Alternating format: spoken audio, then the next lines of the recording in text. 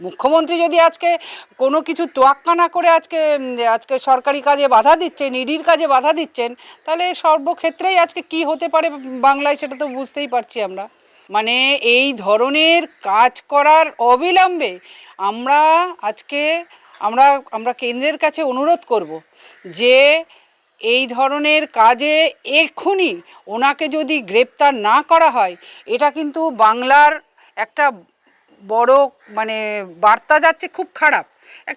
একজন মুখ্যমন্ত্রী হয়ে যদি উনি এই ধরনের একটা অপকর্ম করতে পারেন, তো আর সাধারণ মানুষ ওনার আজকে সাকরেদদের উনি কী বার্তা দিচ্ছেন?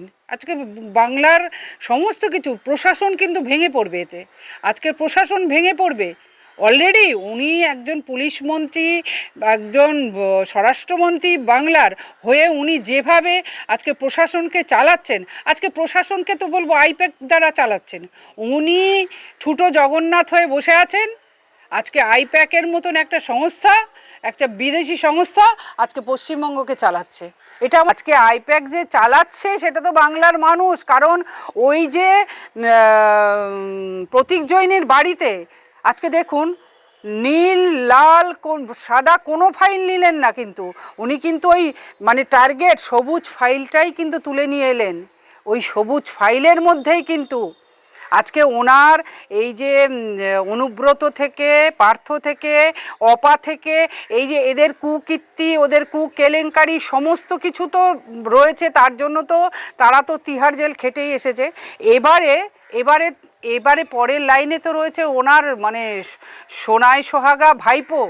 হ্যাঁ, তো ওনাকে এইবার তো যেভাবে তদন্ত শুরু হয়েছে, তাতে করে অভিষেক ব্যানার্জির খুব শিগগিরই শ্রীঘরে যাওয়ার রাস্তা তৈরি করছে। আজকে যেভাবে পশ্চিমবঙ্গে দুর্নীতি, আজকে পুরোপুরি কিসে দুর্নীতি নেই, আজকে এটা তো আর নতুন করে বলবারও কিছু নেই। আজকে কয়লা চুরি, সোনা চুরি, বালি চুরি, আজকে সিন্ডিকেট সমস্ত কিছুতে মানে পুরোপুরি একটা চুরির উপরেই আজকে পশ্চিমবঙ্গকে উনি দাঁড় করিয়েছেন। আর কি করছেন উনি? ভাতা দিচ্ছেন, বিভিন্ন রকম ভাতা। আজকে কন্যাশ্রী, যুবশ্রী। এবার তো ওনাকে এর পরে আমরা তো মানে 5ই মে আজকে উনি তো ওই 14 তলায় মুখ্যমন্ত্রী, উনি তো থাকবেন নাই। তো উনি 14 তলার মুখ্যমন্ত্রীকে সেদিন দেখতে হবে ওই নবান্নের গেটের বাইরে এসে, যে আজকে ওনাকে আমরা আজকে মিথ্যাশ্রী উপাধি দেব। আমার আপনার টাকা, আমার আপনার ট্যাক্সের টাকা মানুষকে প্রতি এই মুখ্যমন্ত্রী এমন মানে সত্যি অসভ্য বেহায়া একজন মুখ্যমন্ত্রী। উনি যেভাবে বাংলার মানুষকে সব দিক থেকে প্রতারিত করেছে। আর উনি তো মানে চুরি ছাড়া ওনার কোনো কথা নেই। চুরি মানে মিথ্যে কথা বলতে ওনার এতটুকু মুখে ওনার বাঁধে না। মিথ্যে কথা একদম বেমালুম, মানে রাতকে দিন বানিয়ে দেয়, দিনকে রাত বানিয়ে দেন। উনি হচ্ছে সেই মুখ্যমন্ত্রী। আজকে সত্যি কথা আমরা পশ্চিমবঙ্গবাসী হিসেবে আমরা লজ্জাবোধ করি। কারণ অন্য আদার স্টেটে গেলে এই পশ্চিমবঙ্গে মুখ্যমন্ত্রী মমতা ব্যানার্জির নাম শুনলে লোকে হাসে। উনি হিন্দু সনাতনীদের দেখুন যেভাবে উনি মানে সমস্ত কিছুতে কলঙ্কিত করেছে উনি। আজকে উনি কোনো দেখবেন কোনো হিন্দুদের কোনো আজকে দেবদেবীর মন্দির বলুন, আজকে লক্ষ্যকণ্ঠে গীতা পাঠে ওনাকে তো আমন্ত্রণ করা হয়েছিল, উনি গিয়েছিলেন, কিন্তু উনি যাননি। কারণ হ্যাঁ, ওনার ভয়। কারণ উনি লক্ষ্যকণ্ঠে গীতা পাঠে গিয়ে, গীতা হচ্ছে মানুষের মধ্যে পবিত্রতা, মানুষের মধ্যে শুদ্ধতা থাকলেই তবেই সেই গীতার বাণী শুনতে পারে। গীতা মানুষকে সঠিক পথ দেখায়, গীতা মানুষকে সঠিক লক্ষ্যে পৌঁছায়।